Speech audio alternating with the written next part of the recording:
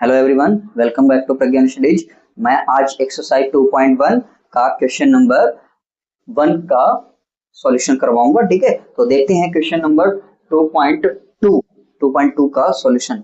तो क्वेश्चन 1 है, find the zeros of the following quadratic polynomials and verify the relationship between the zeros and the coefficient. ठीक है, तो zeros और coefficient के बीच में क्या फाइंड करना है? रिलेशनशिप। ठीक है, तो वो वेरीफाई भी करना है और उनके जीरोज भी फाइंड करना है। ठीक है, फाइंड द जीरोज, तो जीरोज भी फाइंड करने हैं। तो जीरोज फाइंड करने के लिए हम क्या करेंगे? पहले इनका फैक्टराइजेशन करेंगे। ठीक है, और मेथड लगाएंगे स्प्लिट मेथड। ठीक है, बीच वाले टर्म को जब हम स्प्लिट करते हैं, ठीक है, तो उस मेथड का यूज करेंगे। ठीक, देखते हैं। तो एक्स स्क्वायर, इसमें क्या करते हैं? 8 जो लास्ट टर्म होता है, ठीक है, थर्ड टर्म यानी जो कांस्टेंट टर्म होता है, कांस्टेंट टर्म का हम एक्स स्क्वायर के कोफिशिएंट के साथ में मल्टीप्लाई करवाते हैं। ठीक है, तो 8 और एक्स स्क्वायर का कोफिशिएंट 1 है, तो इनका मल्टीप्लाई करवाने पर कितना आ जाएगा?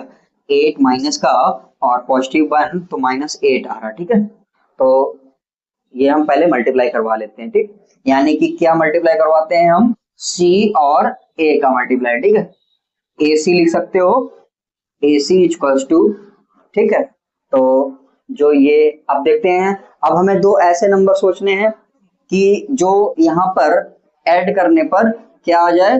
मिड टर्म आ जाए। ठीक है, बीच वाला आ जाए। ऐसे दो नंबर सोचते हैं। ठीक, क्या आ जाए? बी आ जाए। रोकना जरा। ठीक है, तो इसमें हम क्या करेंगे? ए सी मतलब कि ए, इसका कोफिशिएंट ए और ये लास्ट वाला कांस्टेंट टर्म, तो ए सी हो गया। तो दो नंबर हमें ऐसे सोचने हैं कि जिनका हम मल्टीप्लाई करें, प्रोडक्ट करें, ठीक है, तो वो ए सी के इक्वल आए। ठीक, और फिर इसको अगर हम उन्हीं दो नंबर्स को जो एज्यूम किए हैं, सोचे हैं, तो उनको अगर हम ऐड कर दें तो वो मिड टर्म यानी कि एक्स के कोफिशिएंट के इक्वल आए। ठीक है, यानी कि वो बी के इक्वल आए ऐड करने पर। ठीक है, तो मान लेते हैं कि जैसे वो दोनों x और y हैं, तो इनका मल्टीप्लाई करने पर AC के इक्वल आना चाहिए और उन्हीं को ऐड करने पर किसके? b के इक्वल आना चाहिए। तो इस तरह से हम मान के चलते हैं। ठीक है, तो अभी हमने जब इसका मल्टीप्लाई किया तो यहाँ पर कितना आया? -8। तो अब हमें दो नंबर ऐसे सोचने हैं, देखो, क्योंकि यहाँ पर -8 आ रहा है। ठीक है, तो अब हम दो नंबर ऐसे सोच के चलेंगे जिनको हम मल्टीप्लाई करने पर -8 लाएं और ऐड करने पर -2 लाएं। ठीक है, तो ऐड या सब्ट्रैक्ट भी कह सकते हैं। ठीक है, तो यहाँ पर आप देखेंगे कि अगर यहाँ पर हमारा जो इन दोनों का प्रोडक्ट अगर नेगेटिव आ रहा है, तो दोनों में से कोई ना कोई एक नंबर ऐसा होगा जो नेगेटिव होगा। ठीक है, जो हम नंबर लेंगे उनमें से एक माइनस का लेंगे। ठीक है, तो अगर आप देखेंगे यहाँ पर 4 और 2 को, ठीक है, तो 4 और 2 दो नंबर ऐसे सोच लीजिए। ठीक है, तो 4 और 2 को अगर हम मल्टीप्लाई करेंगे तो कितना आ जाएगा? 8, और 4 से 2 को सब्ट्रैक्ट करेंगे तो कितना आ जाएगा? 2।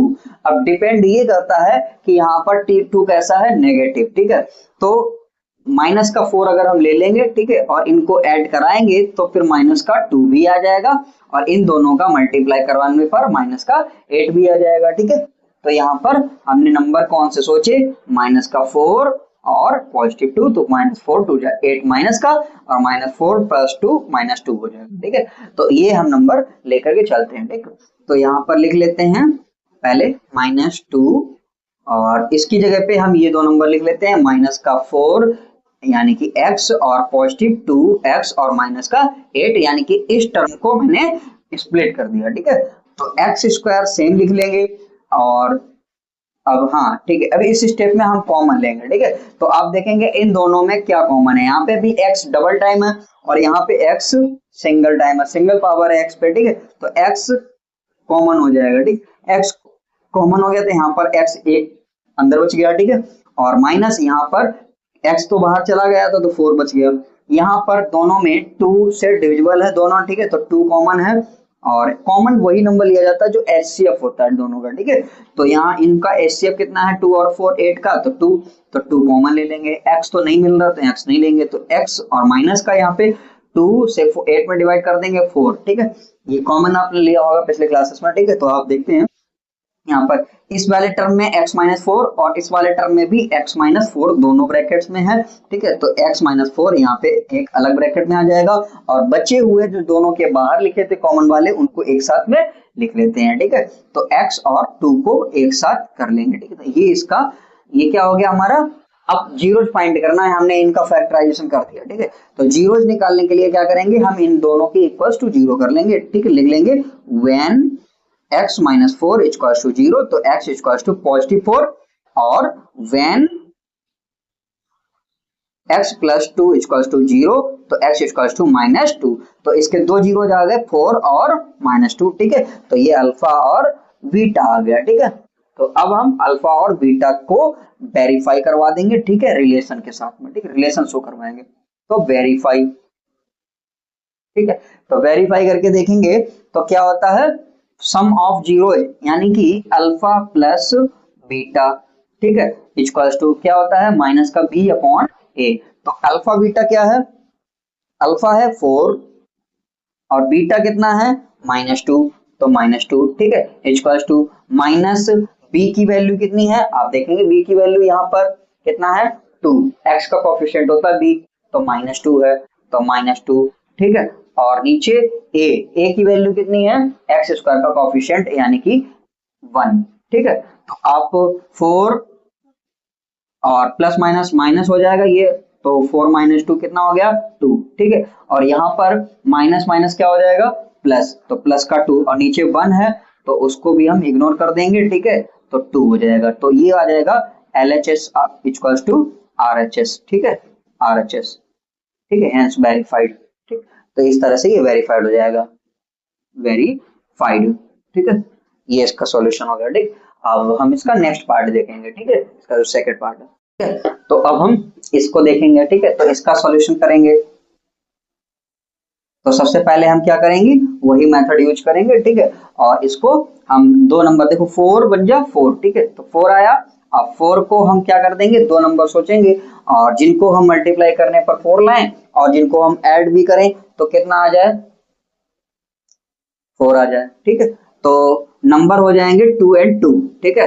तो आप 2 और 2 ले सकते हैं, तो देखो 2 और 2 को अगर हम मल्टीप्लाई कर देते हैं तो 4 आ जाएगा, और दोनों को ही नेगेटिव ले लो, ठीक है।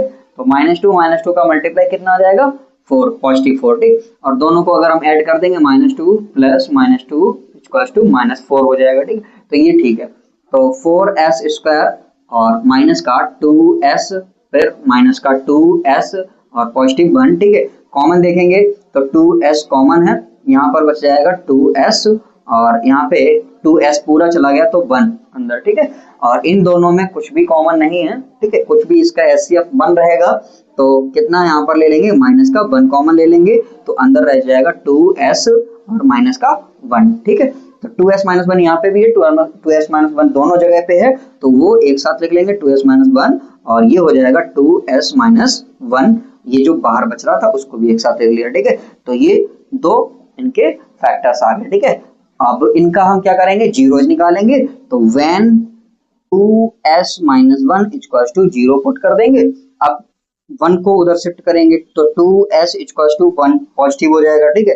तो s इक्वल्स टू कितना हो जाएगा 1/2, तो ये आ जाएगा s का वैल्यू, ठीक है, यानी कि ये इसका क्या आ जाएगा 0। अब सोचो 2s - 1 ये भी है और 2s - 1 ये भी है, तो सेम ही है, तो फिर अगला भी जीरोज क्या आएगा 2/2 ही आएगा, ठीक है, तो सेम ही रहेगा। तो अब हम क्या करेंगे, यहाँ पर रिलेशन फाइंड करेंगे, ठीक है, रिलेशन वेरीफाई करेंगे। तो वेरीफाई देखते हैं, वेरीफाई, तो product of sum of product यानी कि alpha plus beta equals to -b/a। तो अल्फा क्या है 1/2, 1/2 प्लस बीटा क्या है, ये भी 1/2 होगा, ठीक है, इक्वल्स टू -b/a। तो -b यानी कि b कितना है 4, -4, तो -4 और अपॉन a कितना है 4, ठीक है, ठीक। अब ये कितना हो जाएगा, हाफ एंड हाफ कितना हो जाएगा 1 इक्वल्स टू, और यहाँ पर देखेंगे आप तो ये -4 और -4 कितना हो जाएगा +4, और नीचे फिर +4, तो ये दोनों कैंसिल आउट हो गए, तो 1 इक्वल्स टू 1 यानी कि तो ये कितना आ जाएगा 1। और इधर भी देखेंगे लेफ्ट में तो ये 1 प्लस हाफ एंड हाफ कितना हो जाएगा 1, तो 1 equals to 1 means left hand side equals to right hand side, ठीक है। ये वेरीफाई हो गया, ठीक है, वेरीफाइड, ठीक। अब नेक्स्ट देखेंगे इसका थर्ड पार्ट, और वो हम नेक्स्ट क्लास में करेंगे। और आज के लिए इतना ही। अगर आपको क्लास समझ में आती है तो वही सब्सक्राइब करें और शेयर करें।